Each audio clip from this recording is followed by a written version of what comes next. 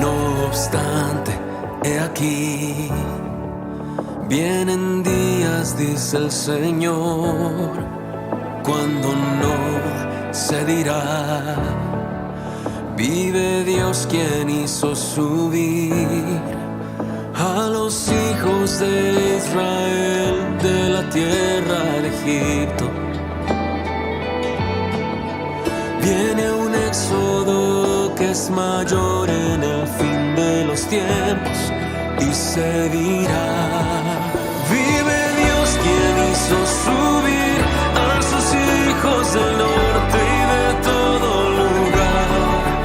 Y aunque un tiempo los dispersó, los hará regresar desde toda nación. Pronto vendrá su Salvador, extremo del cielo al otro los rescatará.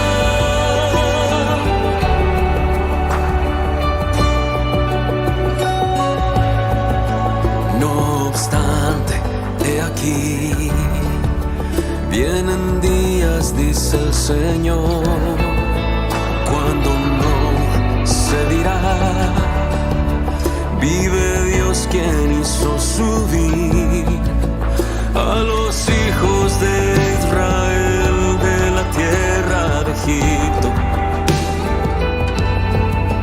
Viene un éxodo que es mayor en el fin de los tiempos y se dirá.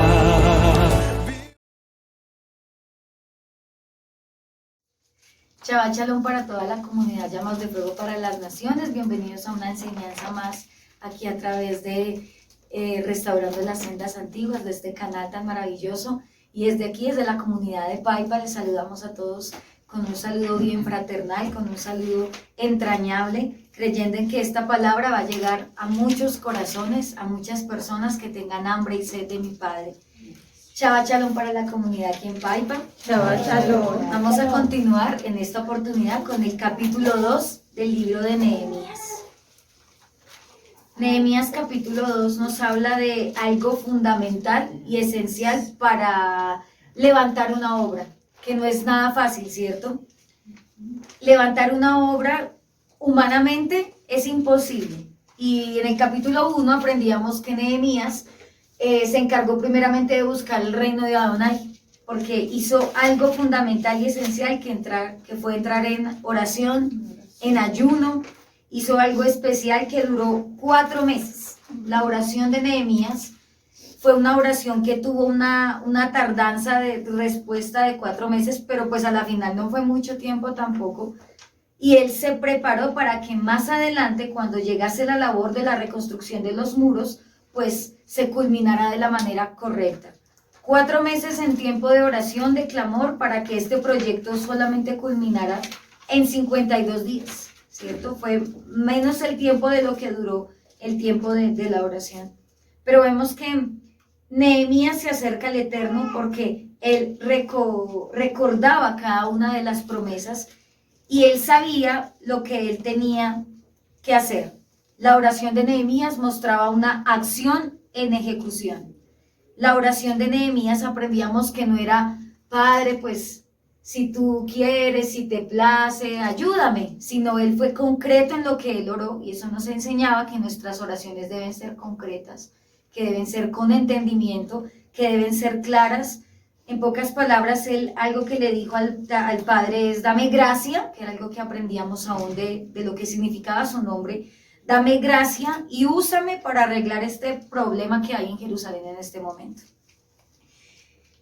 El último versículo de Nehemías capítulo 1, en el conciso B, fue, en esos días yo era el copero del rey. Ahí termina esa parte. Vamos a iniciar versículo 1 y 2 del capítulo 2.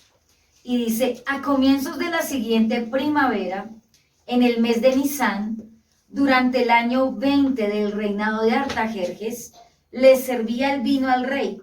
Y como nunca antes había estado triste en su presencia, me preguntó, ¿por qué te ves tan triste?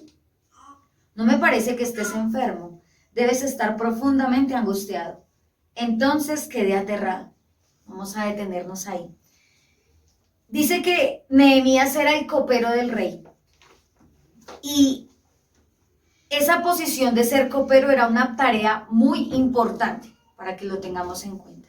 No cualquiera era el copero, ¿sí? Era una función tan importante porque literalmente estaba en la corte del rey.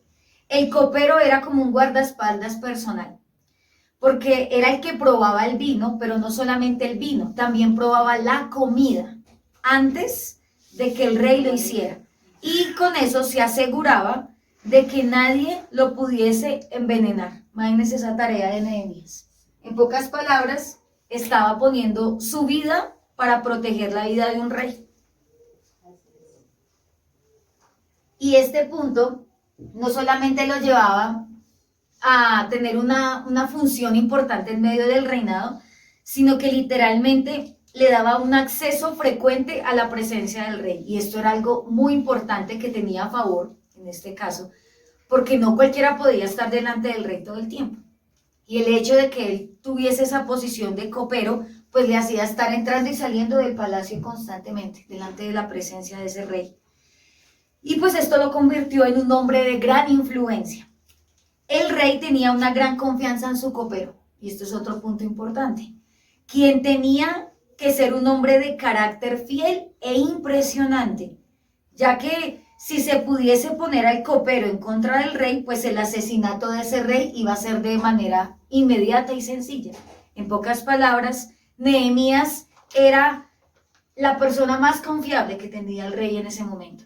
Porque pues si se ponía a probar la comida y que si estaba envenenada se iba a sacrificar por él, pues era una persona muy confiable. La entera confianza del rey Artajerjes estaba puesta sobre Nehemías.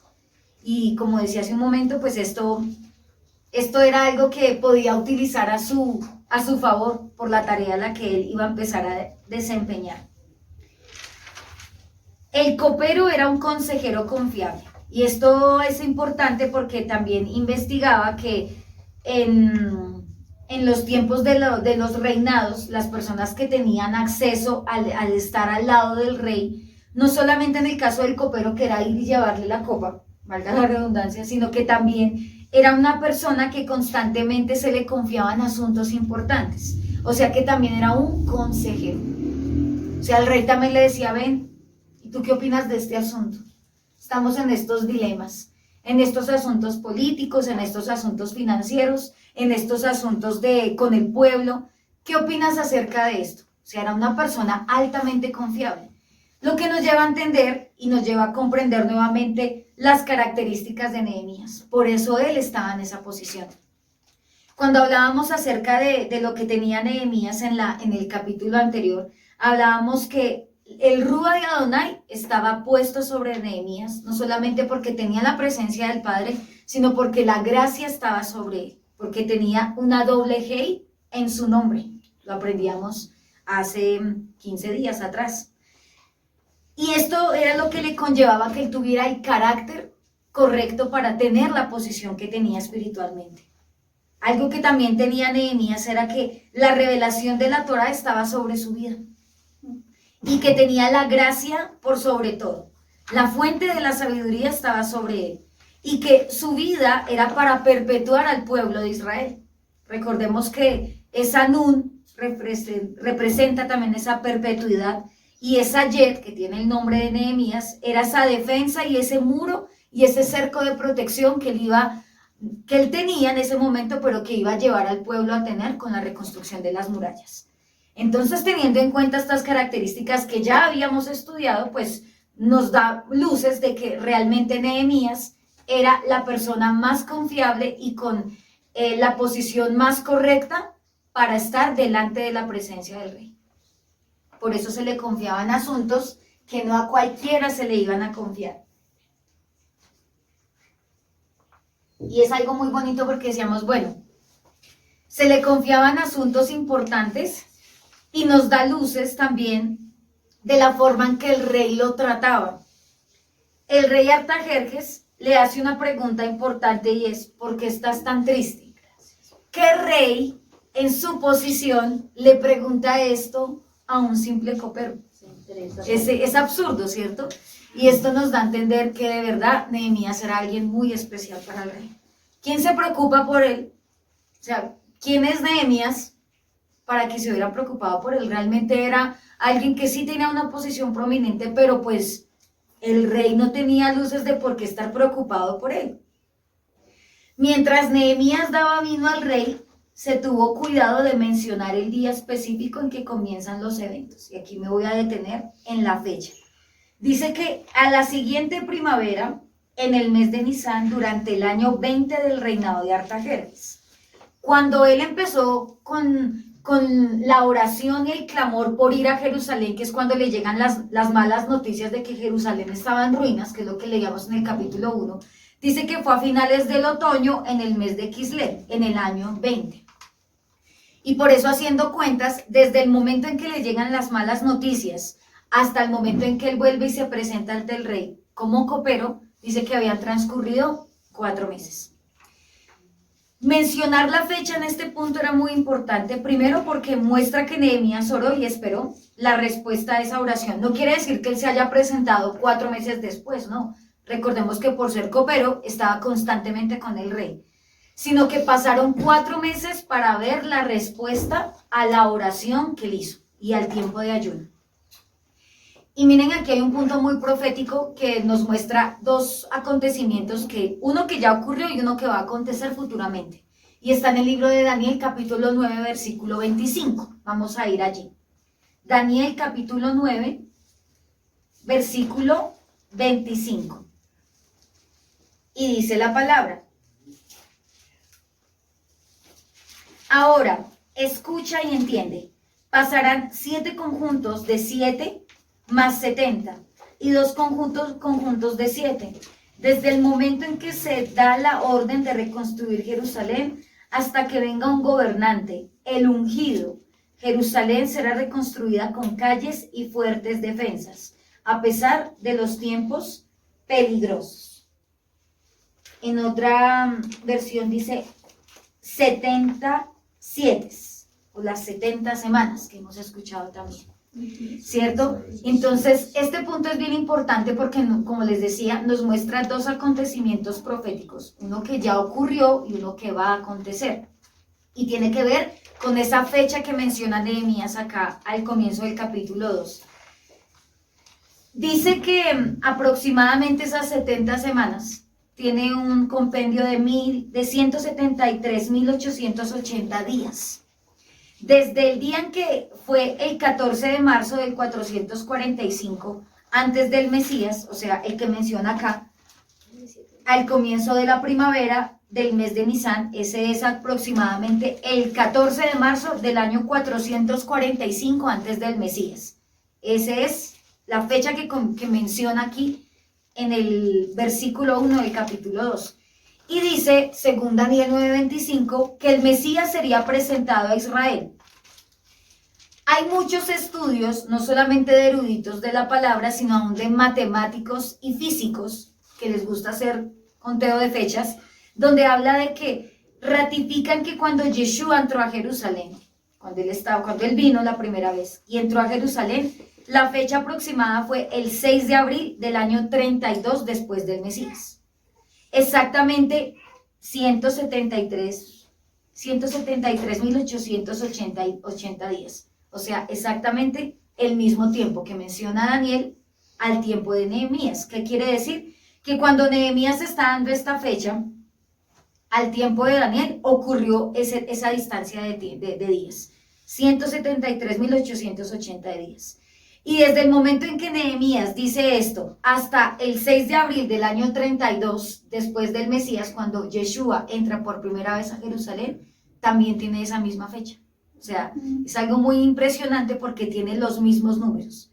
Desde el momento en que él lo dice hasta que viene el Mesías por primera vez. Por eso digo, cuando él vino por primera vez y pisó Jerusalén, pasaron 173.880 días. Y esto ocurrió proféticamente, dicho por Daniel, en lo que leíamos de Daniel capítulo 9, y va a ocurrir futuramente porque esas 70 semanas tienen que ver con el segundo regreso del ungido, pero ya no de la misma manera. Entonces, hago mención a las fechas porque realmente es algo muy importante. A veces pensamos que la mención de las fechas no tiene relevancia, pero vamos a ver que no solamente tiene que ver con el tiempo en que él recibió las malas noticias, oró y ayunó, sino porque proféticamente venía el ungido. Y es algo también espiritual, porque Nehemías menciona esta fecha para la reconstrucción del templo, pero recordemos que cuando es mencionado proféticamente Yeshua, pues Yeshua iba a reconstruir lo que estaba arruinado. Y él cuando dice que en 3 días iba a levantar el templo, no se estaba refiriendo a algo físico, sino se estaba refiriendo a él, a su muerte y a su resurrección, ¿cierto? Algo que el pueblo en ese momento no entendía. Por eso hago énfasis en esas fechas. En ese día en particular, o sea, el 14 de marzo del 445 antes del Mesías, Nehemías señala que nunca había estado tan triste delante de la presencia del rey. Y en ese día que el rey lo notó, Nehemías dice que temió en gran manera. La palabra no lo dice así, no lo dice tal cual, pero dice, quedé aterrado. ¿Por qué? ¿Por qué era tan complejo, porque era tan miedoso estar triste delante de la presencia del rey? Y es porque es cierto que en las cortes de muchos reinos antiguos estaba prohibido estar triste delante de la presencia del rey. Y era porque al rey lo veían como una deidad, como algo supremo. Entonces, ¿quién podía estar triste delante de Dios? Aparentemente. Entonces, eso era un pecado grandísimo que literalmente atribuía a que le cortaran la cabeza a alguien. Miren el predicamento de Nehemías en ese momento. Qué situación tan difícil. ¿Cómo poder aparentar la tristeza profunda que él tenía delante de su jefe, delante de alguien que confiaba mucho? Y entonces, ¿qué pudo haber pensado? Él dijo, no, estoy triste, no puedo ocultar mi tristeza. ¿En qué momento el rey me manda a quitar la cabeza? Porque pues lo estoy ofendiendo con esta cara larga de amargado que tengo, ¿cierto? Nehemías supo que el rey había notado su tristeza. Y pues yo digo, hay textos entre líneas en la palabra. Y uno aquí dice, bueno, estuvo aterrado, pero yo decía, Dios mío, yo creo que le temblaban hasta las piernas, porque el rey había podido decir, muy triste, está muy triste de estar conmigo, pues vaya y que lo maten de una vez, ¿cierto? No ha podido ocurrir eso. Pero dice que el rey notó la actitud de Nehemías, pero no lo tomó de una forma mala, sino fue de preocupación. Esto no hubiese ocurrido si Nehemías no se hubiese preparado antes espiritualmente para presentarse delante del rey con la noticia, con lo que le iba a decir. Porque como les digo, Nehemías constantemente estaba delante del rey, todo el tiempo estaba hablando con el rey porque era el copero. Pero es que este día era crucial, por eso la fecha, porque era el día en que le iba a decir, necesito que me dé permiso de devolverme a mi tierra. Le iba a pedir un favor al rey, se iba a ausentar de sus funciones, por eso era tan importante. Y dice que pasando 1 día y 4 meses, el corazón del rey ya estaba preparado para verle la cara larga a Nehemías y entender esa cara larga, ¿cierto?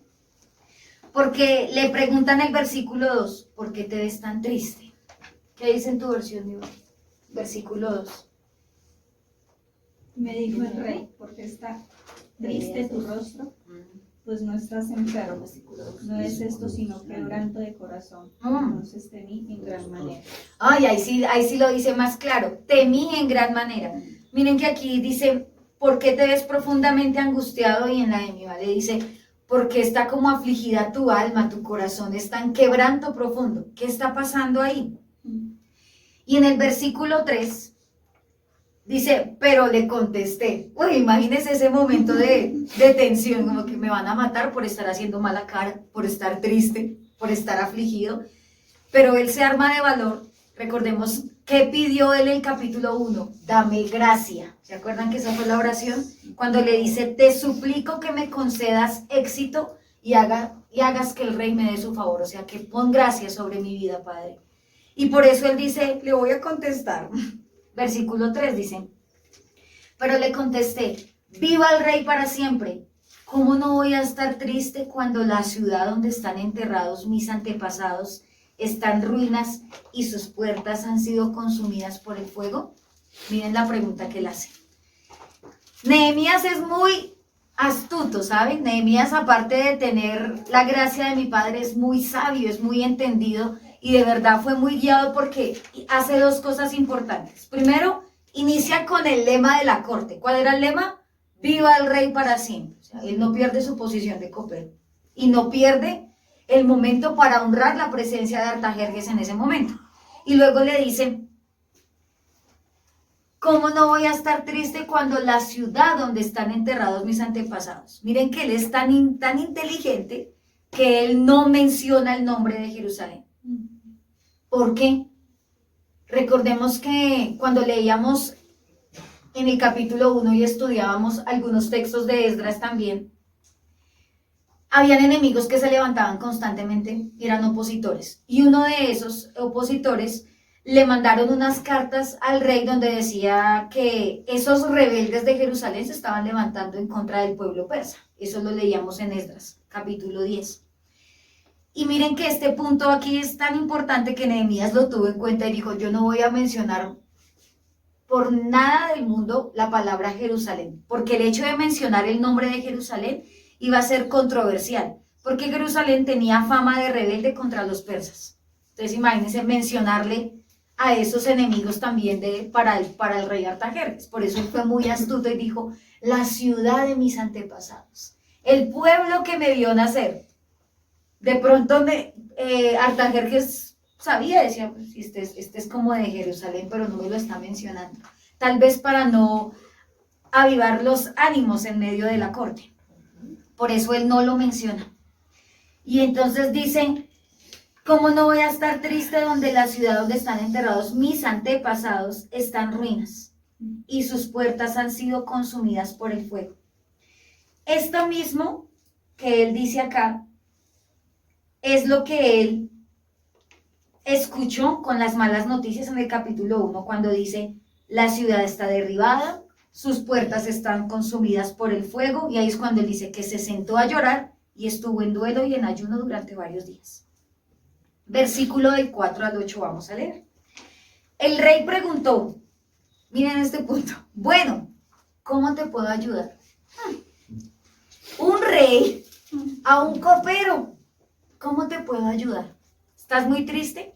¿Será que Nehemías de verdad tenía la gracia de mi padre? Claro que sí, pero también se había ganado un lugar muy especial en el corazón del rey. Algo bueno tuvo que haber hecho Nehemías. Y le dice, ¿cómo puedo ayudarte? Es lo primero que le dice. ¿Qué cosa pides? Dice también en otra versión. ¿Qué cosa pides? O sea, bueno, está triste. ¿Qué quiere que haga? Dígame, ¿cómo puedo ayudarle a solucionar esta situación? Nehemías supo que el Eterno estaba con él cuando el rey le responde de esta manera.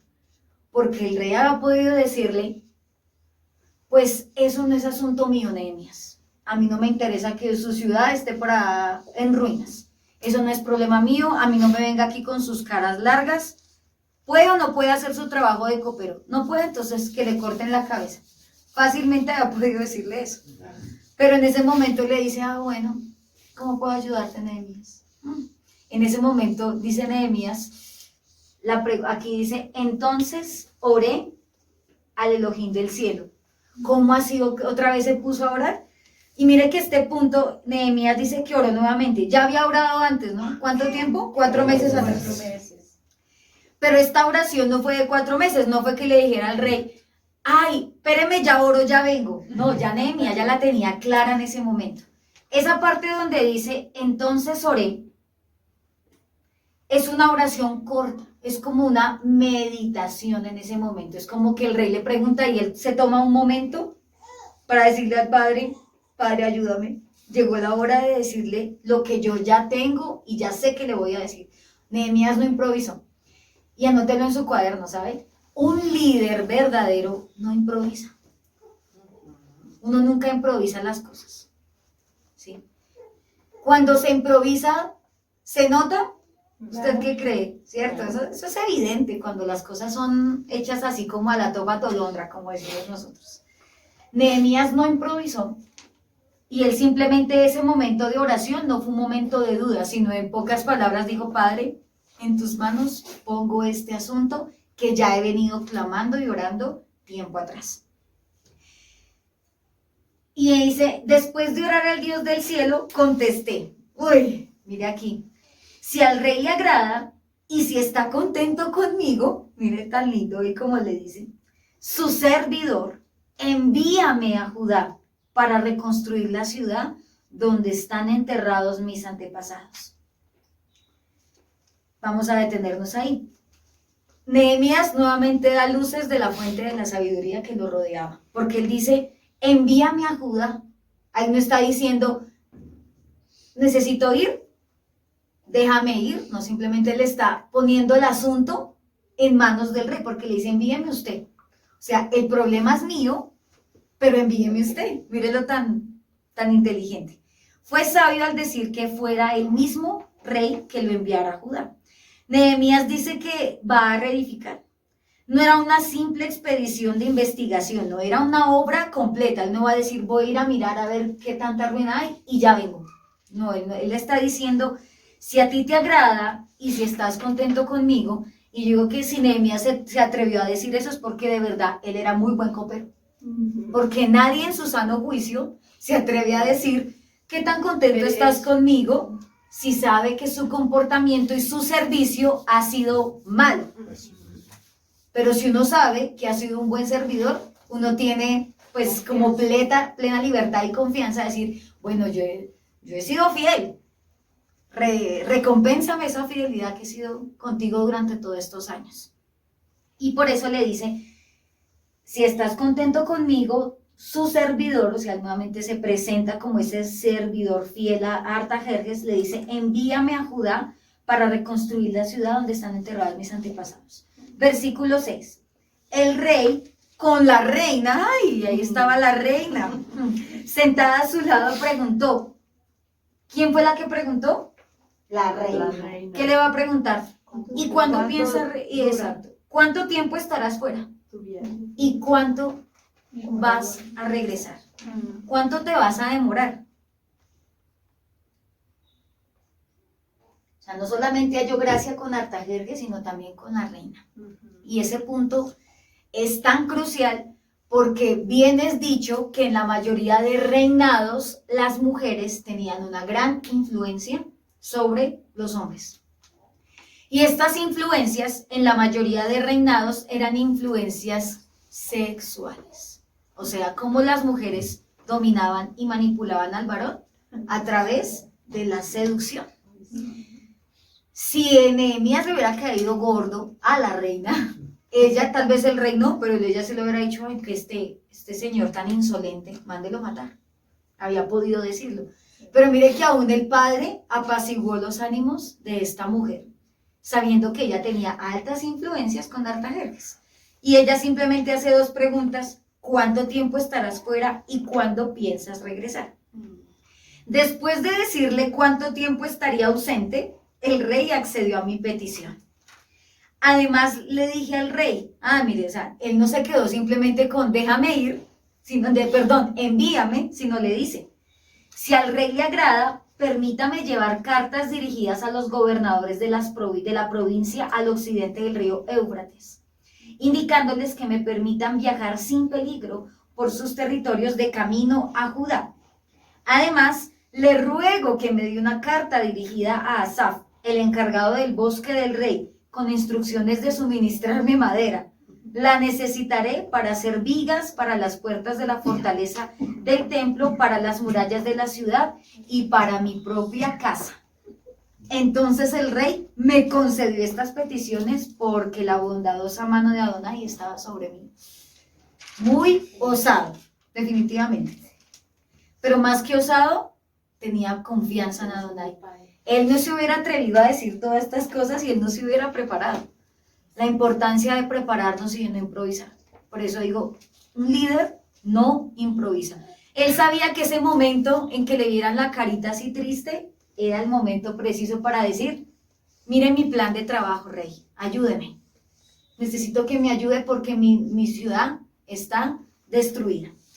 Toda la preparación que él hizo en la intimidad dio una respuesta favorable con el rey. Nehemías tenía un plan.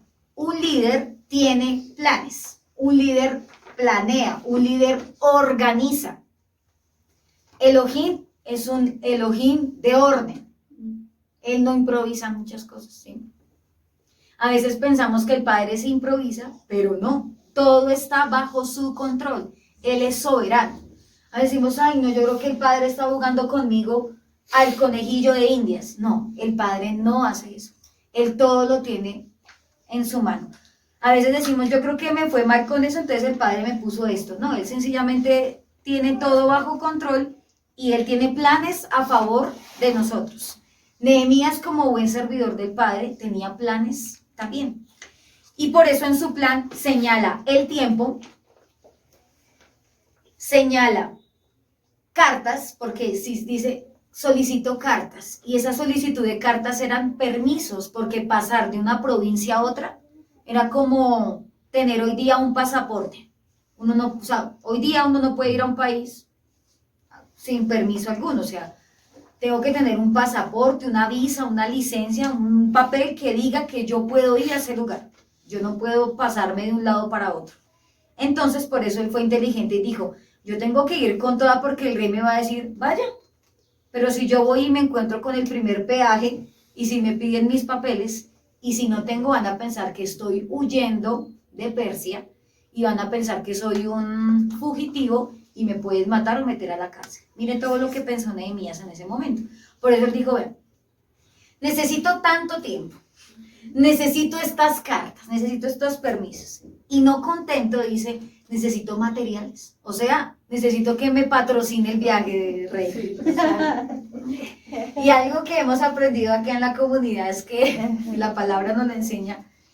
Cuando el Padre invita, el Padre paga. Y lo hemos visto. El Padre invitó a Nehemías a esta tarea y le pagó todo. Entonces le dice, bueno, aparte de eso, no solamente para las murallas, pero mire lo que le dice, para mi propia casa. O sea, el rey va a poder decir, o sea, usted no va a volver, o sea, usted se va a quedar viviendo allá, usted va a reconstruir allá su casa, cuénteme cómo es ese asunto. Entonces, él sabía que debía ser organizado para llevar a cabo un plan perfecto. Esto nos enseña, amados, que muchas veces nuestros planes no tienen éxito, no porque el Padre no esté con nosotros, sino por falta de organización. A veces somos muy negligentes con lo que hacemos. Padre, quiero hacer esto para el ministerio. Bueno, el Padre, muéstrame tu plan de trabajo, muéstrame. No, pues yo no sé. Ay, eso, desde que tú estés conmigo, eso yo me lanzo. No, pues sí, láncese con emuná, pero organice sus planes, ¿sí? Eso es como el que se va a casar. Como para casarse se necesita organización, claro, y la naturaleza nos lo enseña. El pajarito, antes de llevarse a su pajarita, ¿qué le hace? Su nidito de amor, ¿cierto? Eso no es, no, pues casémonos y miremos a ver cómo nos va. Eso si nos toca en el piso, pues en el piso, no, o sea, el hombre de Adonai y la mujer de Adonai planea y organiza. Que obviamente al comienzo no va a estar todo, claro que no, pero sí tiene un plan, una proyección de trabajo. Y eso es algo que como siervos del Eterno debemos aprender. Para un ministerio, para un matrimonio, para un hogar, para las finanzas, para un trabajo, ¿será que no se requiere organización? Si usted quiere una empresa, si usted quiere ser emprendedor, si usted quiere ser su propio jefe, ¿qué hay que hacer? Organizarse. Porque entonces, uy, sí, yo ya tengo mi emprendimiento y usted le va muy bien en las ventas y recoge todo el recurso y se lo olvida dejar para la materia prima. Así como llegó, se gastó. Se le olvidó sacar para pagar arriendos, para pagar insumos, para pagar nóminas. Perdió, se quebró por falta de planeación y de organización. ¿Sabe? Usted y yo no tenemos la autoridad para decirle al Padre, dame esto, porque es su misericordia. Nosotros nos acercamos al Padre y le decimos, papá, tengo este plan, y si a ti te place, hazlo, mi Padre, y si no, pues voy a entenderlo. Nehemías se preparó para presentarse delante del rey y decirle, mire, tengo este plan, me voy tanto tiempo, o sea, como quien dice, dame una licencia, y no precisamente no remunerada, porque sí le iba a pagar el viaje, me voy a ausentar de mi trabajo. Y mire que esto era tan importante, recordemos la función del copero, era su consejero más fiel. ¿Qué hubiera pensado Artajerjes? Dijo, no, se me va mi pupilo, se me va a ir mi mano derecha, o sea, ¿yo qué voy a hacer? Pero en ningún momento pasó eso. Dice que él tenía un plan muy organizado, y esto de verdad, amados, atesorémoslo en nuestro corazón. Todo lo que hagamos de aquí en adelante debe hacerse con orden. No improvisemos las cosas, porque después estamos diciendo, ay, eso es que Dios no estuvo conmigo. No, el Padre está ahí, lo que pasa es que nosotros somos muy negligentes, muy desordenados. Nos falta planeación. Y a veces caemos en esos dogmas de, ay, no es que al Padre no le gustan los planes, Él hace como Él quiere. Claro, pero si no fuese así, porque la Escritura nos enseña de que todo fue un orden. Cuando el Padre le habló a Moshe, cuando tenía que hacer todo el modelo del Mishkan, algo que a mí me llama mucho, mucho la atención de todo lo que Él le dice que está detallado en Éxodo, en Levítico, es, haz todo de acuerdo al modelo que te mostré en el monte. ¿Había un orden? Sí. ¿Había un plan? Claro que sí. Todo tenía un orden. Entonces usted y yo, ¿por qué pretendemos hacer las cosas a lo chambón, como decimos aquí? A lo chiflado, a lo que me lanzo y allá que pase lo que tenga que pasar. No, eso con el Padre no funciona. Porque le aseguro que cuando usted tiene un plan detallado y usted se organiza, las cosas fluyen de manera diferente. ¿Sí? ¿Que hay momentos donde a veces no hay un plan? Sí, también hay momentos donde uno dice, pero es que no sé qué hacer, y el Padre dice, láncese que yo en el camino le voy mostrando el plan. Pero de nuestro lado, ¿qué debemos ser? Organizados, disciplinados, diligentes con lo que hay que hacer. Y mire que Nehemías nos enseña que las oraciones que él hizo fueron eficaces y fueron contundentes, porque tal cual oró, tal cual el Padre le concedió. Y en lo largo de todo el libro que vayamos a ir estudiando, usted se va a dar cuenta que él tenía momentos de oración, y eran momentos tan cortos pero tan concisos que cuando él pedía algo, por misericordia del Padre, se lo concedía, porque era un hombre que tenía proyección, era un hombre que no tenía luces cortas, él veía el futuro, él se estaba proyectando a algo futuro. Tan organizado que pidió materiales sin saber lo que se iba a encontrar, porque las malas noticias era que todo estaba en ruinas. Él todavía no había ido a Jerusalén a darse cuenta por sus propios medios qué era lo que había que hacer. Simplemente me dijeron, eso está en ruinas, las puertas están quemadas, eso piedra sobre piedra. Y él, bueno, rey, necesito materiales. No sé cómo lo voy a hacer, pero necesito materiales. Proverbios 21:5, ¿qué dice, por favor? Y Salmo 33:11. Proverbios 21:5. Y Salmo 33:11. ¿Qué dice? El que lo tenga, por favor, lo lee fuerte.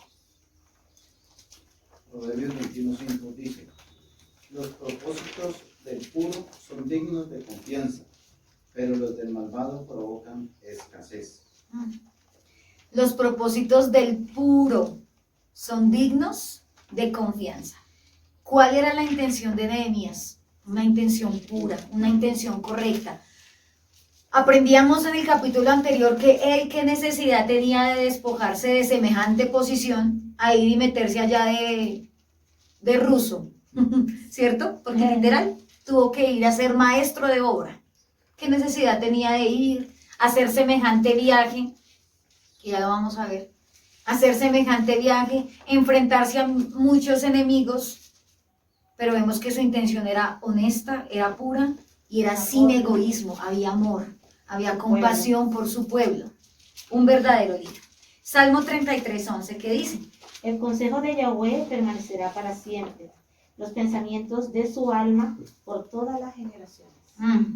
¿Sabe? El consejo de mi padre estaba sobre la vida de Nehemías. Por eso él pudo hacer todo con éxito. Hasta el momento, el Padre estaba guiándolo y estaba delante de él. El Rúa de Adonai estaba guiándolo de una manera tan sobrenatural que todo lo que iba diciendo, por eso él se tomaba su tiempo para meditar. Por eso cuando el rey le dice, ¿cómo te ayudo? Él se toma su momento y dice, pero pienso bien para hablar. Y eso es una característica de un hombre con la prudencia del Eterno. A veces en la multitud de palabras, dice la escritura, está la necedad. Si Nehemías hubiese sido precipitado para decir muchas cosas, de pronto, imagínense, él estaba en profunda tristeza y en muchas ocasiones el ser humano cuando está triste y alguien se acerca y le dice, ¿cómo estás? ¿Qué hace? Se pone a llorar de una, ¿cierto? Que no lo vean así todo acongojado y que alguien se acerque y le diga, ¿qué tienes? ¿Por qué estás así? De una vez se pone a llorar. Nehemías, ¿qué hizo? Tuvo dominio porque él estaba muy acongojado. ¿Cuánto tiempo duró llorando y quejándose? Y bueno, no fue mucho, pero oró al Padre porque dice que tuvo duelo por la situación de su pueblo. Pero él se armó de valor, tuvo dominio y dijo, me voy a tomar mi tiempo para responder. Y esto nos enseña a no ser ligeros al hablar. De todas las ligerezas que se nos salen de esta boca, ¿cuántas veces hemos pecado por ser tan ligeros al hablar? Por ejemplo, cuando nos comprometemos a algo que no vamos a cumplir. En eso sí que fallamos, ¿cierto? Cuando decimos, mañana. Y llegó mañana y nada. Y en eso todos hemos fallado en eso. No, es que, sí, regálame una semana y yo te cuadro eso.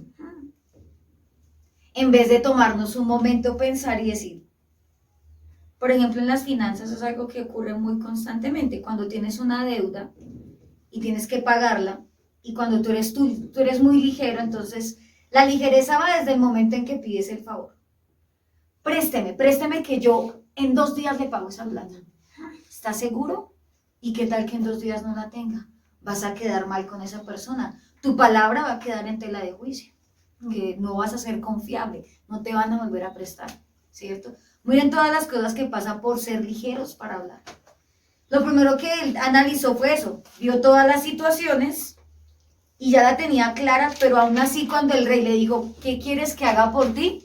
Volvió y pensó por un momento y dijo, espéreme, refresco mis ideas. Espéreme, me tomo mi momento. Porque en la ligereza había podido haber pecado. Le había podido decir, no, es que, claro, como ustedes fueron y nos invadieron, porque de hecho Jerusalén estaba así, por lo que habían hecho ellos, ¿cierto? Los persas, los babilonios, ¿o no fue así? 70 años de cautiverio y la ciudad quedó desolada. Por culpa, sí, claro, por el pecado de Judá, como lo hemos visto y lo estamos aprendiendo también en el libro de Jeremías. Pero Nehemías fue tan sabio y se tomó su tiempo que él había podido decirle, mire rey, usted está en la obligación de dejarme ir porque por su culpa es que estamos así. Pero no, él fue sabio y dijo, no, es mi pueblo. O sea, él sabía que Artajerjes tenía culpa y los anteriores reyes, pero sencillamente fue un hombre sabio y prudente, que se tomó su tiempo. A veces, y eso lo hemos dicho mucho acá en la comunidad, no es lo que tú dices, sino cómo lo dices. Nehemías fue tan sutil que le mandó pullas a Artajerjes, como que mira, estamos destruidos, como que... Mensaje subliminal. Sí, un mensaje ahí, subliminales, como que miren, mi pueblo está en ruinas, ¿quién sabe por qué?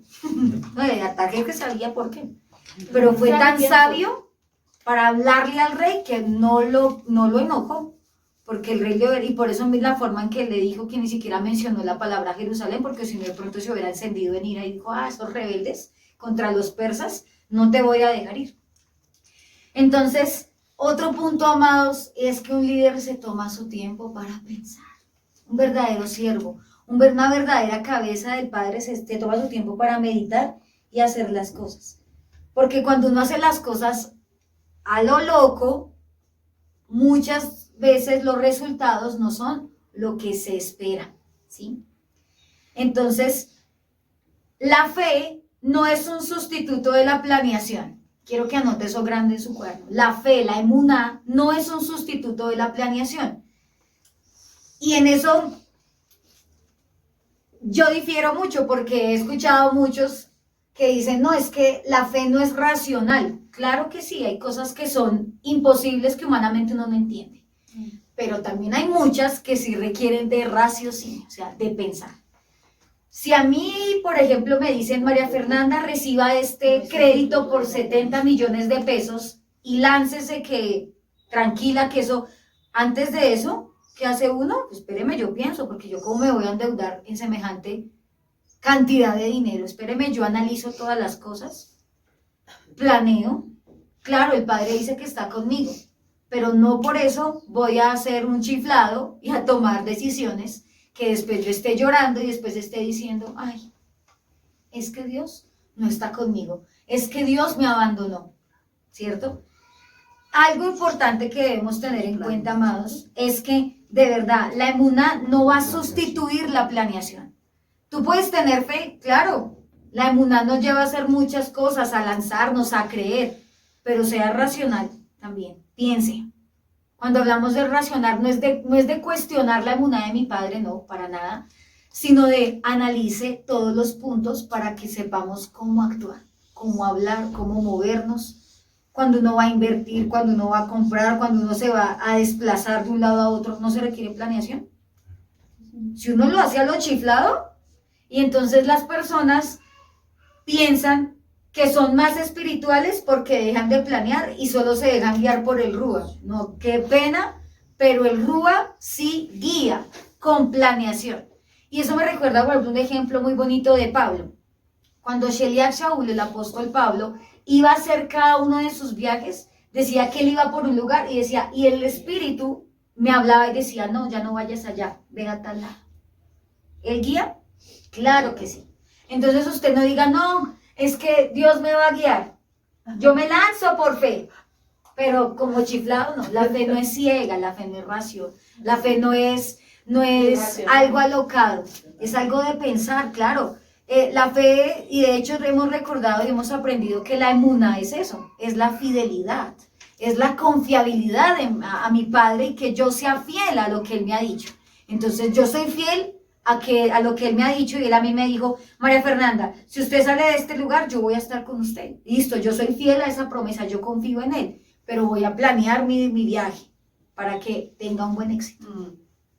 Nehemías sabía que el Padre iba a estar con él, pero él no podía llegar allá al rey, pues sí, pues no sé, ¿usted qué piensa de eso? ¿Usted qué piensa de que la ciudad está en ruinas? Pues yo no sé, ¿usted qué me aconseja? No, ella lo tenía claro, y es porque era un hombre que se tomaba su tiempo. Y esto nos enseña tanto a nosotros, amados, y es a dejar de actuar precipitadamente. No se trata de dudar, vuelvo y digo, yo aquí no les estoy enseñando a que duden de lo que el Padre les ha dicho, no, sino que tómese su tiempo, tómese el momento.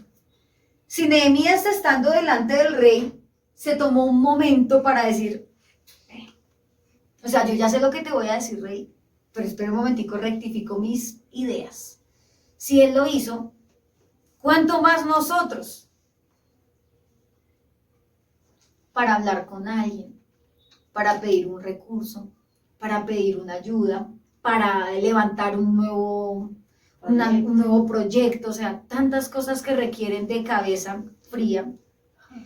Y es que actuar precipitadamente es la antesala al actuar con la carne. O sea, cuando uno actúa a la loca, está evidenciando su carne, porque está actuando bajo sus emociones. Entonces uno por emociones, sí, yo me voy, y a los 2 meses o menos está quejando. Entonces, y eso es algo muy común que pasa, ¿sabe?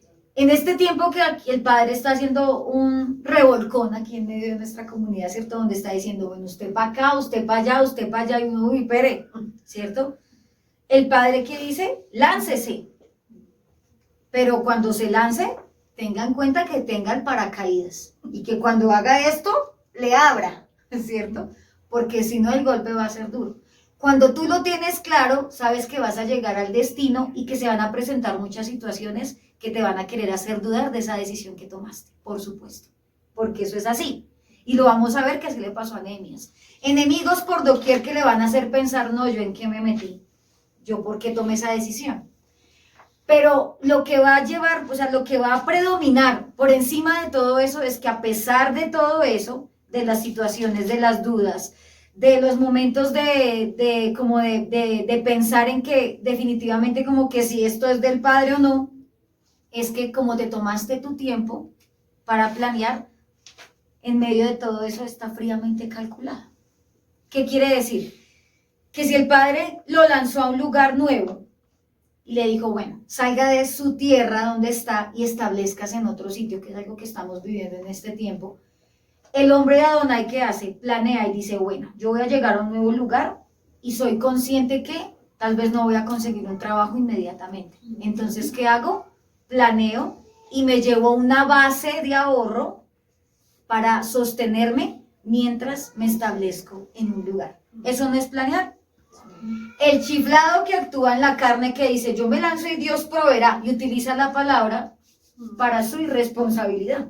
Y eso también está mal, porque el Rúa de Adonai nos enseñará todas las cosas. Él es el que nos guía. Por eso uno tiene que ser como pensante. Pensemos, planeemos, mostrémosle el proyecto a mi hijo. Mira, papá, tú ya me dijiste que debo salir, listo, padre, yo voy a ser fiel, esa es mi fe, voy a ser fiel a lo que tú me estás diciendo. Ahora, padre, mira, yo creo que lo puedo hacer de esta manera, guíame para que yo lo pueda hacer y que este viaje tenga éxito. Ah, ya muy diferente, porque cuando estemos en el lugar, el padre va a aparejar todas las cosas. Pero si usted se lanza a lo chiflado, no tuvo una base, no tuvo un ahorro, ¿qué pasa?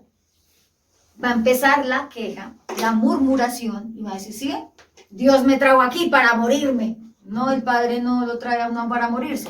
De hecho, el padre no sacó a Nehemías para matarlo. Nehemías sabía que cuando abriera su boca y le dijera al rey, necesito esto, esto y esto y esto, él ya sabía que el rey no le iba a quitar la cabeza porque el padre estaba con él.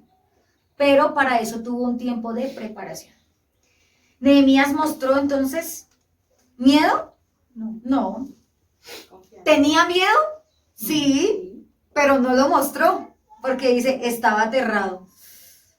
Me temblaban las piernas, pero pidió ayuda para la labor, pidió financiación del proyecto. Muy osado. Versículo 9 al 10. Perdónenme, vamos a leer la última parte.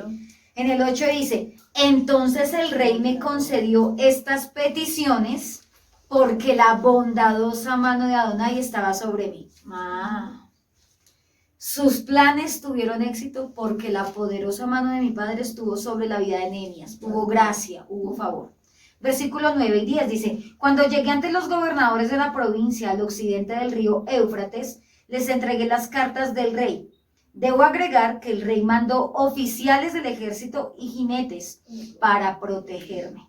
Ahora bien, cuando Sanbalat, el horonita, y Tobías, el oficial amonita, se enteraron de mi llegada, se molestaron mucho porque alguien había venido para ayudar al pueblo de Israel. Ay, mire, recién llegó y tome su primer obstáculo, ¿cierto? O sea, no hubo obstáculo por el rey, que era lo más difícil, ¿no? Y miren ya esta parte. Dice que Nehemías llega a Jerusalén, viajó 1287 kilómetros de Persia a Jerusalén. Y más adelante vamos a ver que llegó, ese viaje lo hizo en burro. Imagínense, qué comodidad. 1287 kilómetros de Persia a Jerusalén para hacer la obra de la reconstrucción de los muros y del pueblo. Un líder paga el precio, ¿cierto? Un verdadero líder paga el precio, no importa qué tan arduo toque, con tal de ser bendición para otros, paga el precio. Algo hermoso que vemos también acá es que el rey le dio más de lo que le había pedido, porque le dio algo que se llama protección. ¿Se acuerda la letra Yet del nombre de Nehemías? Muro, protección, cerco, vallado. Nehemías iba a ir a proteger la ciudad cuando construyera los muros. ¿Y qué fue lo primero que el padre le dio a través de ese viaje? Protección. Algo humano, porque el padre estaba con él, pero humanamente el padre a través del rey le dijo, te voy a mandar oficiales del ejército, mire, jinetes para protegerlo durante el viaje. Eso lo pidió Nehemías. Él no había pedido eso. Y eso nos enseña, amados, que cuando la intención es correcta, el Padre nos da más de lo que esperamos. ¿Cuántas cosas el Padre te ha dado más de lo que tú esperas? Uno le pide una cosa al Padre, pero Él te entrega más. Y Él es hermoso. Él sabe cómo enamorarnos, Él sabe cómo cuidarnos. Por eso, si tu intención ha sido correcta hasta el día de hoy, no dudes por un instante que todo lo que Él te dé, te va a dar aún mayor, porque Él sabe lo que necesitamos. Él sabe lo que necesita nuestra vida, nuestro ser para llegar a ese futuro. Si miramos aquí en este capítulo menciona 2 veces el río Éufrates. ¿Por qué se hace mención del río Éufrates?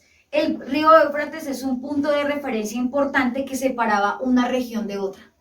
Entonces recordemos que por eso Nehemías pidió cartas de gobernadores de las provincias, porque cuando él llegara a un lado, le iban a decir, ¿y usted de dónde viene? Era como, sí, como un peaje, como una frontera, es la palabra, donde estaban los de migración. Bueno, ¿y usted qué?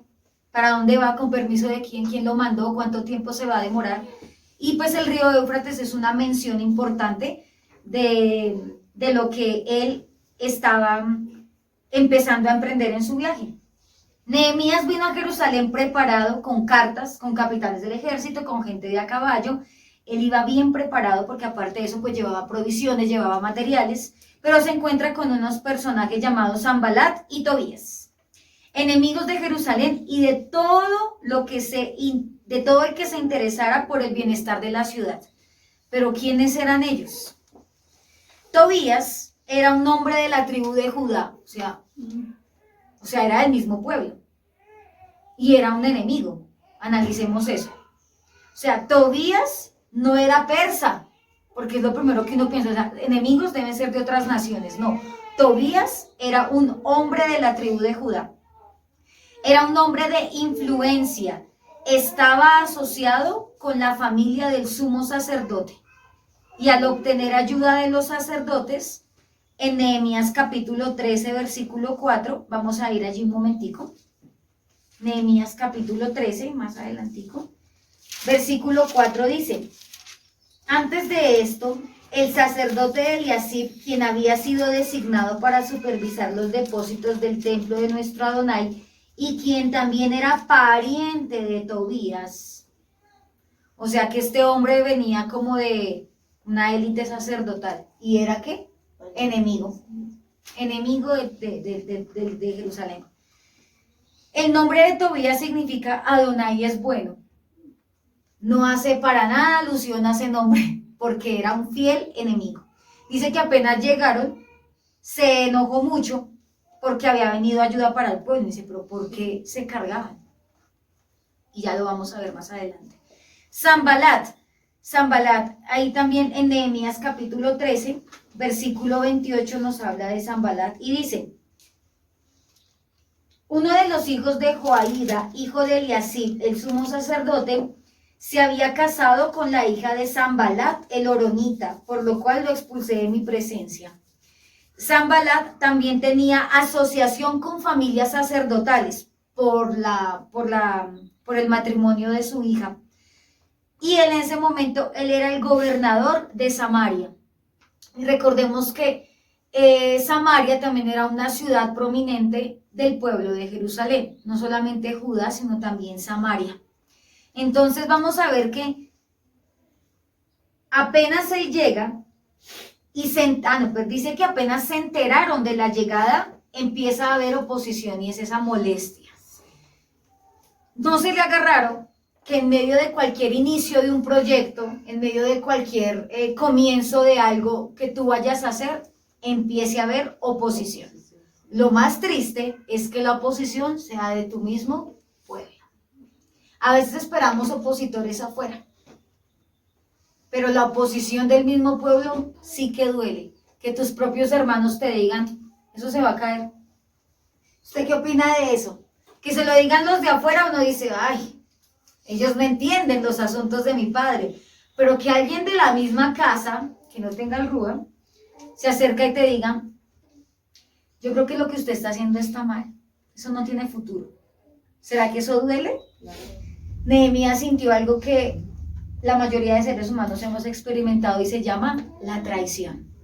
Porque el mismo pueblo que te traicione, eso sí que duele, que te digan, no, usted, el siervo del Eterno, ¿quién es usted para hacer esas cosas? ¿Que el Padre lo va a bendecir? No. ¿Que el Padre le va a conceder esto? No, usted está equivocado. Y definitivamente Nehemías se tuvo que enfrentar a esto. Versículo del 11 al 16. Entonces llegué a Jerusalén. 3 días después me escabullí durante la noche, llevando conmigo unos cuantos hombres. No le había dicho a nadie acerca de los planes que Adonai había puesto en mi corazón para Jerusalén. ¿Sí? Un hombre sabio y prudente. No llevamos ningún animal de carga, con excepción del burro en el que yo cabalgaba. ¿Sí ve? 1287 kilómetros en burro. ¿Cómo llegó ese hombre de ese viaje? Y dice que apenas llegó y 3 días después estuvo ya, ¿qué? Trabajando. Anótelo en su cuaderno. Un verdadero líder no pierde el tiempo. Un líder de verdad no pierde el tiempo. El siervo del Padre está en constante trabajo. Ojo, una cosa son las miles y miles de ocupaciones que te quitan la tranquilidad y te roban la presencia del Padre, eso sí está mal. Pero a lo que me refiero con que un verdadero siervo del Padre siempre está ocupado es porque tiene su mente en los asuntos que debe ser.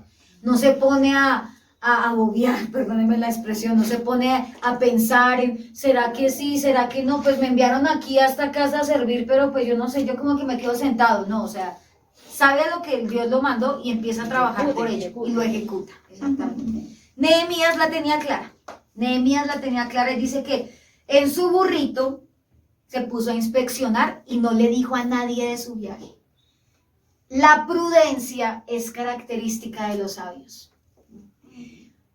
Muchas veces es mejor callar y contar mejor el resultado. Cuente mejor después. ¿Sí le ha pasado que a veces uno cuenta cosas antes de que pase y no se le da, y eso es una misma arma de doble filo para uno? Mejor no diga nada. Si usted va a invertir en algo, si va a hacer, no, hágalo. No es que trabaje a la tapada, no, tampoco. Pero digamos, sea muy sabio, muy prudente, sepa con quién sí hablar y con quién no. Porque así como hay gente que se alegra de tus éxitos, va a haber gente que va a querer tu caída porque tiene envidia, porque se molesta de que tú surjas. Entonces es mejor uno andar con prudencia. A este sí le puedo decir porque sé que me va a ayudar mejor. A este ni para qué le digo, para que me esté diciendo que no, o para que se esté burlando, pues mejor no. Nehemías tenía tan claro eso que por eso no se puso a hablar más de la cuenta. Sencillamente fue, inspeccionó con sus propios ojitos todo lo que estaba ocurriendo. Versículo 13. Salí por la puerta del valle. Bueno, algo en Nehemías que vamos a ver muchos son diferentes tipos de puertas. Y eso lo vamos a ver también más adelante. Salí por la puerta del valle cuando ya había oscurecido y pasé por el pozo del Chacal hacia la puerta del estiércol, para inspeccionar las murallas caídas y las puertas quemadas. Luego fui a la puerta de la fuente y al estanque del rey, pero mi burro no pudo pasar por los escombros. A pesar de que aún estaba oscuro, subí por el valle de Cedrón e inspeccioné la muralla antes de regresar y entrar nuevamente por la puerta del valle. Los funcionarios de la ciudad no supieron de mi salida ni de lo que hice, porque aún no le había dicho nada a nadie sobre mis planes. Todavía no había hablado con los líderes judíos, los sacerdotes, los nobles, los funcionarios, ni con ningún otro en la administración. Vamos a dejar hasta ahí. Puertas, pozos, sitios importantes que tienen relevancia también espiritual. Los vamos a tratar en el próximo capítulo con mayor detalle para que no se lo pierdan. Pero entonces vamos a desarrollar este punto, y es que después de estar en Jerusalén, entonces dice que Nehemías no dice nada, y el Padre le había puesto en su corazón este plan, pero dice que él se había reservado eso en su corazón, él fue prudente. Estudió cuidadosamente los muros destruidos y las puertas que habían sido consumidas por el fuego. Esta inspección no solamente fue física. Recordemos que la condición física de la ciudad y de las murallas representaba la condición del alma de ese pueblo. ¿Cómo estaba el pueblo? En ruina total. Por eso él tiene que hacer ese análisis, esa evaluación, ese discernimiento activo allá de, bueno, ¿qué está pasando en este momento? No solamente están rotas las murallas ni las puertas, sino también el alma y la condición de estas personas están así, están en grietas, están quebradas.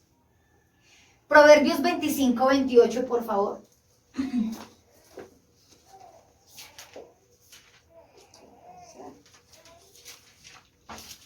Proverbios 25, 28. ¿Qué dice?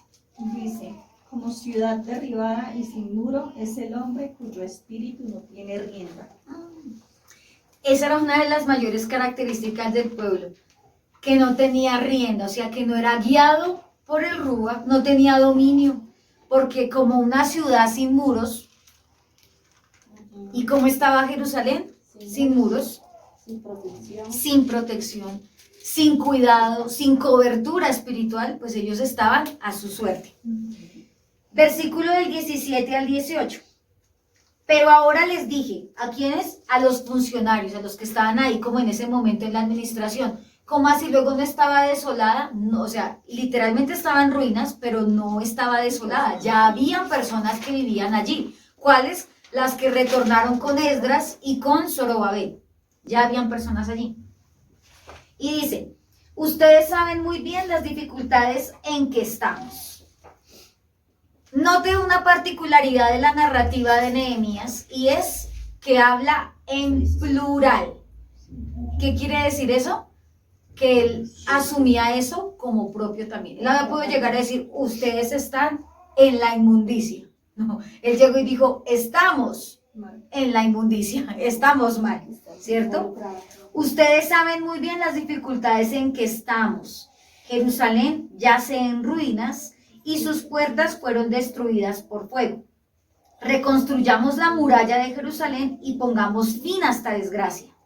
Después les conté cómo la bondadosa mano de Adonai estaba sobre mí y acerca de mi conversación con el rey. De inmediato contestaron, sí, reconstruyamos la muralla. Así que comenzaron la buena obra. Detengámonos ahí. Dice que Nehemías entonces se reúne con los líderes que estaban en Jerusalén.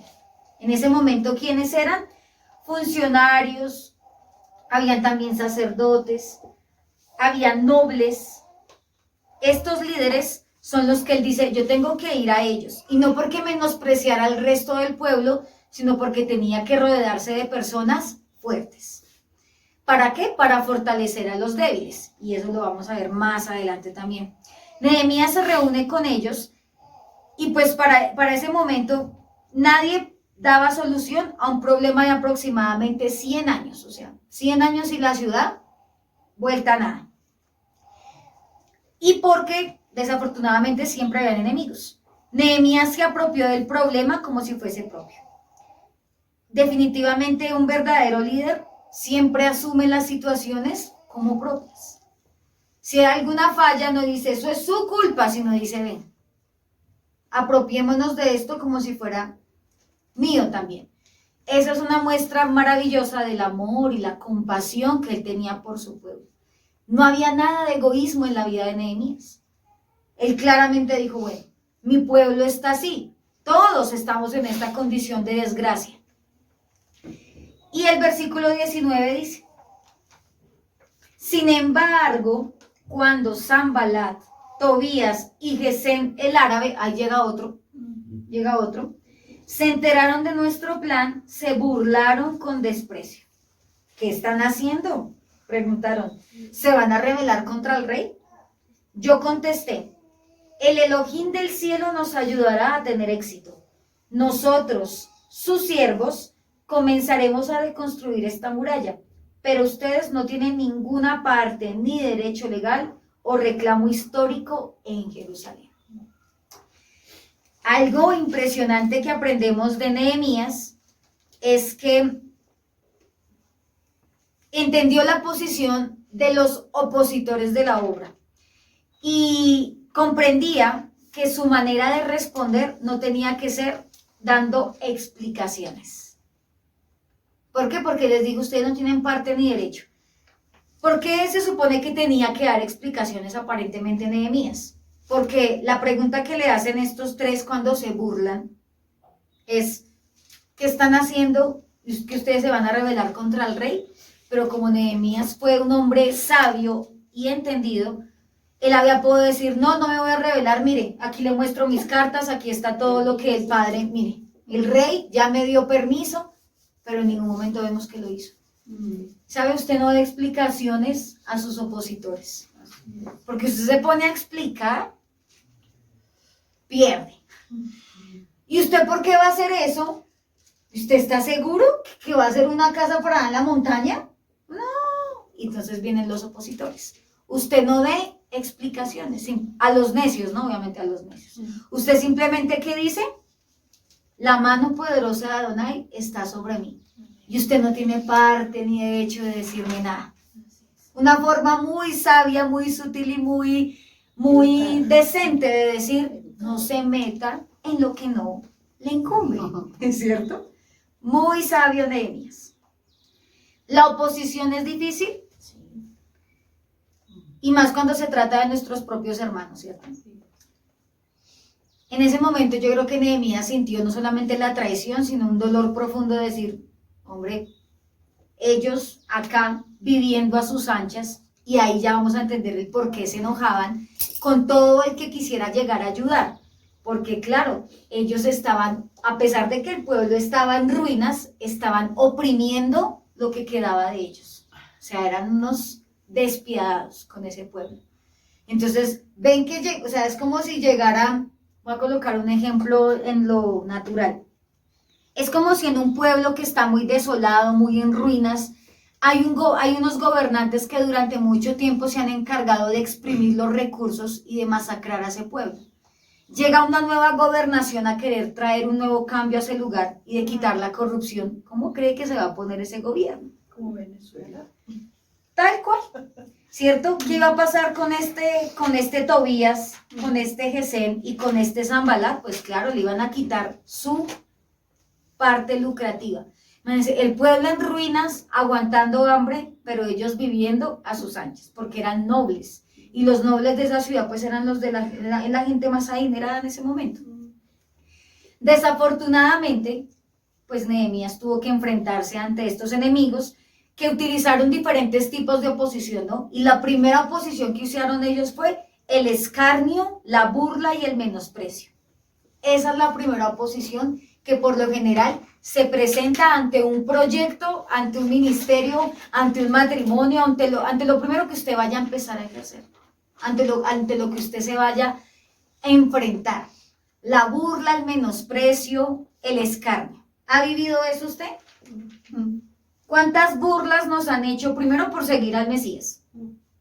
Muchas, ¿cierto? Por servir al Eterno, usted sí pierde el tiempo allá metida, ¿no? ¿Usted qué es lo que tanto hace allá? ¿Es que acaso allá le pagan? ¿Cierto? Burlas, menosprecios. Ahora, escarnio, hablar mal, las injurias, las calumnias. Porque miren la pregunta que hace Sanballat y Tobías a Nehemías tiene un subliminal.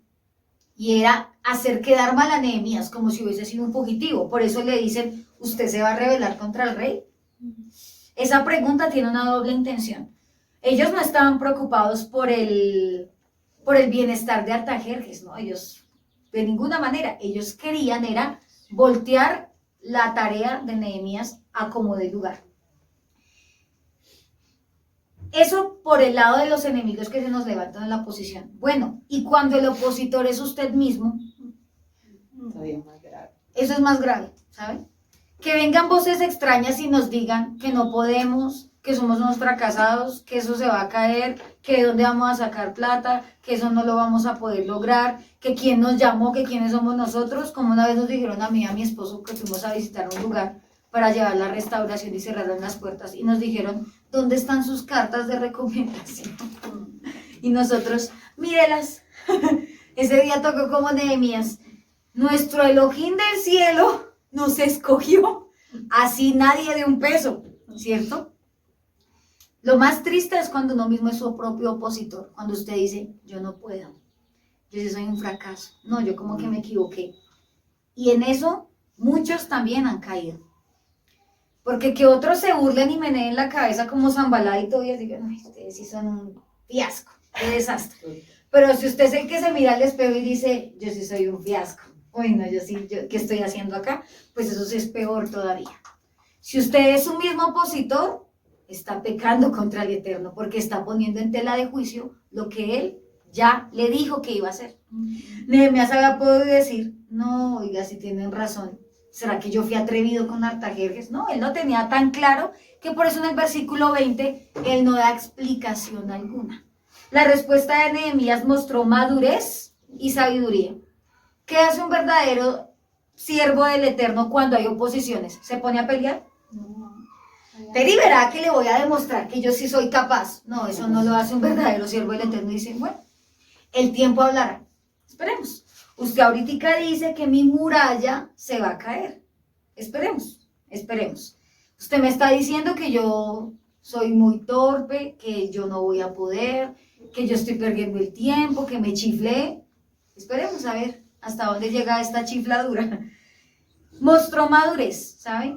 Cuando usted se pone a pelear con sus opositores, ay no, mal. Está comportándose como un necio, esa es la palabra, gracias. Está comportándose como un insensato. ¿Y la palabra original cómo es? Como un estúpido, dice el original. Necio, insensato, estúpido. Que el Padre nos guarde de caer en eso.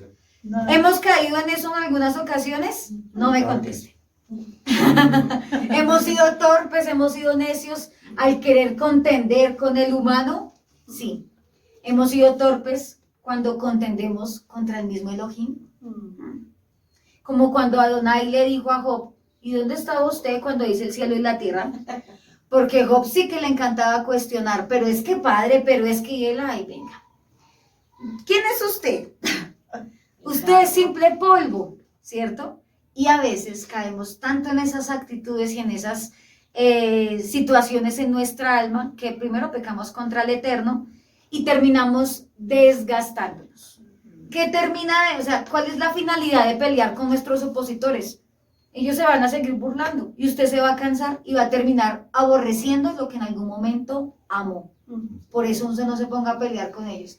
Que si dice que somos unos perdedores, que somos unos fracasados, que no vamos a poder, que nos va a quedar grande, que usted quién es, que usted sí quién nos llamó, que lo que digan. Yo creo que la lista es larga de usted, creo que cada uno tiene mi libro de burlas. Todo lo que me han dicho, Dios mío. Nos podemos quedar aquí toda la enseñanza hablando de eso. Pero ese no es el fin. El punto aquí es, pues se podrán burlar, pero es que ¿qué pesa más? ¿Lo que dicen ellos o lo que Adonai ha dicho de mí? Porque cuántas cosas no nos han dicho, ¿cierto? Lo que diga, por ejemplo, a un médico, usted se va a morir. Ese se puede ser un Zambalat. ¿Te vas a morir? Bueno, ¿y qué digo Adonai? Vas a vivir. Oye, a mí sí que me dijeron eso. Se va a morir, se va a morir. El día que nació mi hija, ese día me dijeron, esa niña se va a morir. Literal, yo salí de la última ecografía ya a punto de entrar a la sala de cirugía y me dijeron, ¿está segura de operarse? Porque esa niña tiene un 90% de morirse. Y yo sí, yo me voy a operar así se muera, porque yo sabía que mi hija iba a vivir. Ese era un Zambalad, era un Tobías ahí burlándose, pero yo confié en mi padre. ¿Cuántas veces el padre ha puesto también esos momentos también para probar su emuná? Porque a veces esos enemigos, sí, a veces decimos, uy, eso es el enemigo, que está ahí queriendo que yo me desanime, pero a veces también es el padre, bueno, ¿me crees o no me crees? ¿Sí? Y si usted y yo no creemos en lo que el padre nos ha dicho, pues entonces, ¿qué estamos haciendo acá? Porque estamos aquí por emuná. Nosotros no sabemos muchas cosas del futuro, pero sabemos que a ese futuro el padre nos va a llevar de su mano. Desconocemos tantas cosas y el hombre puede decir tantas, o sea, el ser humano puede decir muchas que podrán hacer tambalear nuestra emuná, pero eso es ahí donde usted se va a mantener firme y como Nehemías va a tener madurez y carácter para decir, qué pena, estás equivocado, pero yo no voy a discutir contigo, porque para mí pesa más lo que ha dicho el Padre. Cuando la emuná no está clara y no está cimentada en la palabra, Y cuando hay dudas de lo que Él te ha mandado a hacer, pues es muy fácil cambiar de opinión, muy fácil. Es fácil dudar, porque en cualquier momento, en un momento de situación, en un momento de presión, van a venir los enemigos y van a decir, Y mire que fue muy pertinente, por decirlo así, los enemigos de Nehemías, porque fue precisamente después de que él inspeccionó la muralla. O sea, después de que él vio la realidad. Imagínese esa realidad. Una cosa fue lo que le contaron sus amigos cuando le dijeron, no, Nehemías, Jerusalén está vuelta a nada. Pero otra cosa fue que él se hubiera dado cuenta con sus propios ojos, ¿sí? Una cosa es que a ti te digan, estás enfermo. Y uno, sí. Y otra cosa es que un papel diga, tiene tal cosa y le queda poco tiempo. Ya la cosa cambia, ¿cierto? Una cosa es que le digan, se va a quedar solo, se va a quedar sola, pues vívalo. Ya es más duro, es más difícil. Y en ese momento, pues claro, los enemigos vienen en el momento más oportuno. ¿Por qué no fueron antes? Porque dice que los enemigos se enteraron que Nehemías llegó y empezaron a hacer mala cara. Ay, van a venir aquí a quitarnos nuestro reinado en Jerusalén. Pero mire que ellos no se acercaron a Nehemías en ese momento, sino esperaron a que él hiciera todo el análisis para ver si estaba desanimado con lo que había visto y lanzarle esos 2 darditos pequeñitos. ¿Cuáles fueron? ¿Qué está haciendo? ¿Y usted qué está haciendo? Usted sí es mucho rebelde, ¿no? Ojalá el rey se entere si el rey estaba patrocinando ese viaje. Y yo creo que Nehemías había podido decir, ay, Artajerjes es mi amigo, pero no. Él dijo, la poderosa, bondadosa mano de Adonai está conmigo. O sea, yo no le voy a dar explicaciones a usted carnal, porque usted no entiende los asuntos de mi padre. Entonces, una cosa es lo que te digan afuera. Pero ¿qué pesa más? Lo que Adonai te ha dicho. Ahora, ¿cuántas cosas el Padre te ha dicho? Muchas. ¿Cuántas le ha creído? Espero que muchas, que todas, ¿cierto? ¿Cuántas cosas el hombre dice? Todo el tiempo, todo el tiempo. Pero sabe, también llega un momento que cuando tú decides creerle al Padre, por encima de todos sus enemigos, algo que él hace es callarles la boca. Y cada vez que vean ese, van a decir, no, ya no tengo nada que decir. Porque mire lo que está pasando en la vida de esa persona. Como a mi niña le decían que se iba a morir, que estaba deforme, que mejor dicho, todo lo que dijeron de Ana. Y hoy día cada vez que vamos al médico, ¿qué les toca? Ay, ella es la niña de ven la historia clínica y la miran. Pero está perfecta. Y yo, Padre le cayó la boca a todos esos ambalatos, porque como decían que eso se iba a morir, que no iba a vivir, que iba a quedar ciega, porque hasta nos dijeron, esa niña no ve. Después él mismo, ¿te acuerdas? Horas después de que la tuve, llegan unos médicos, les dan un examen y dice, su niña es sorda. Yo, bueno, y yo, Señor, el cojo saltará, el sordo dirá. Dios mío. O sea, era ataque tras ataque. Y hoy día, cada vez que yo voy al médico es una victoria. Y yo recordaba esta semana, yo le decía a mi esposo, cada vez que yo venía a esas citas médicas el primer mes, yo salía llorando porque era muy duro todo lo que decían. Y decía, Dios mío. Y ahorita uno va y uno, mi milagro. Miren el milagro de mi Abba, ¿cierto? Y el Padre se encargó de callarles la boca. ¿Cuántas cosas el Padre puede hacer por nosotros? Él es tan fiel, ¿sabe? Él hace como Él quiere. Y aún no solamente, pues yo pongo de ejemplo a mi hija, pero hay muchas cosas más. Y en la vida de cada uno, yo sé que cada uno lo puede decir. El Padre, cuando propicia muchas situaciones y también propicia que muchos vengan a burlarse con escarnio y con menosprecio, pues hay 2 caminos. O decides creerle a Él y no te dejas afectar por esas voces extrañas, o te apachurras con lo que dijeron y perdiste todo tu propósito. ¿Qué quieres hacer? Porque es que hasta el día de hoy, cada uno está en una posición de determinación y o le crees o no le crees al Padre. Cada uno está en un punto donde Cada uno tiene su muralla para construir, como Nehemías. Bueno, o hago o no hago. No solo, no me refiero a algo físico. Murallas financieras, murallas ministeriales, murallas sentimentales, murallas de salud, tantas cosas que uno dice, bueno, padre, tú ya me dijiste esto, pero mis enemigos se burlan de mí. ¿Mm? Si yo pudiera enumerarles todo lo que me dijeron antes de ver la bondadosa mano de Adonai, Dios mío, yo creo que me tildaron hasta de loca. Una vez un médico me dijo, usted sí está muy loca, ¿no? Irresponsable, bruta. Y yo, sí señor. Yo, bueno, sí señor. Y uno por dentro, así como Nehemías, la bondadosa mano del Padre está conmigo, pero uno en la intimidad que hacía, ¡ay, Dios mío, de verdad estoy loca! Porque, claro, eso era muy difícil, era muy duro. O sea, ¿en qué momento tomé la decisión? Dios mío, decía, ¿por qué me lancé? Pero también tuve que tener carácter. Y es algo que el Padre también nos está enseñando, y es tener carácter.